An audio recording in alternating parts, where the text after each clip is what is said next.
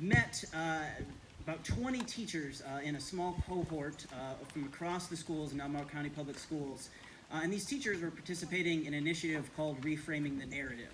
And really, the kind of the main goal and outcome of this, of the project, was to improve teacher and student efficacy around the teaching and learning of hard history.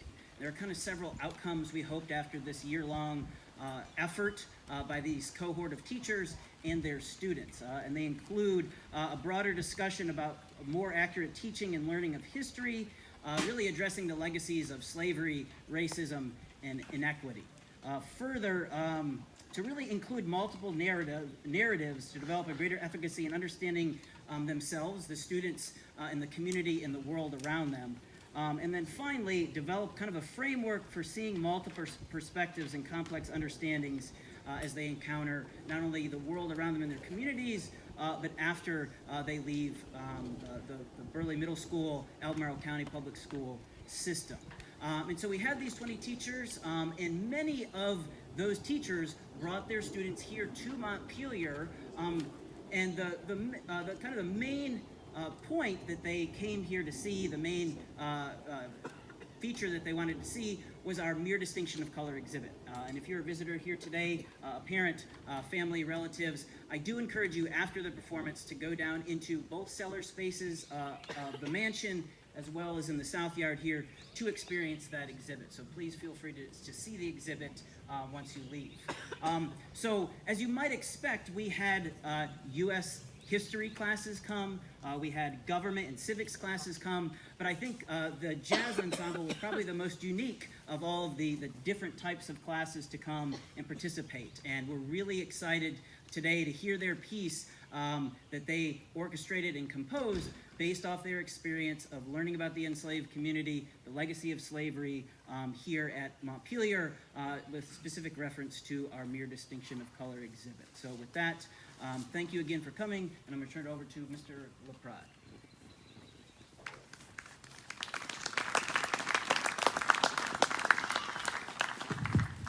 So this piece is written we had a bunch of pieces of music that kind of represented, after we toured Montpelier, different parts of the North Cellar where the Mere Distinction of Color exhibit is, and then the South Yard.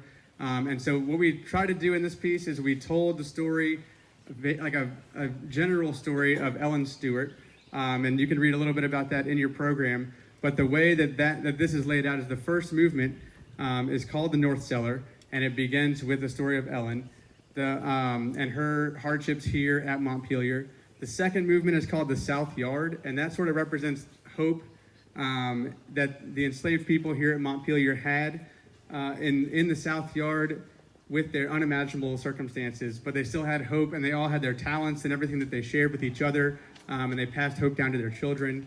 And then the third movement is a little bit darker and goes into Ellen after James Madison died, and her mother, Sookie, was in D.C. with Dolly Madison.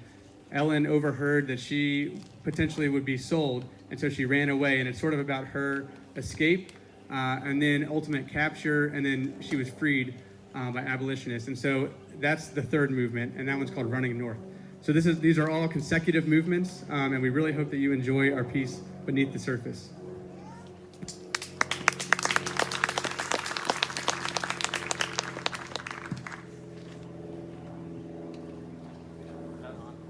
Yeah.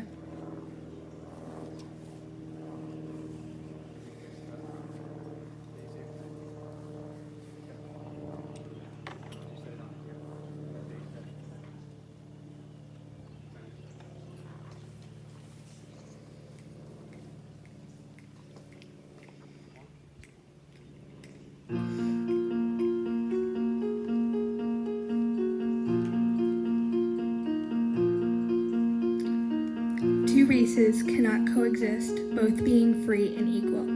James Madison, President of the United States. Montpelier was the home to President James Madison. The trees and forests surrounding this land have witnessed unimaginable darkness. During the time that the Madisons owned Montpelier, 5, 6, and possibly 7 generations of African Americans were born into slavery. In the summer of 1818, Sookie Stewart, an enslaved woman at Montpelier was sent by Dolly Madison to work in a difficult area of land called the Black Meadow.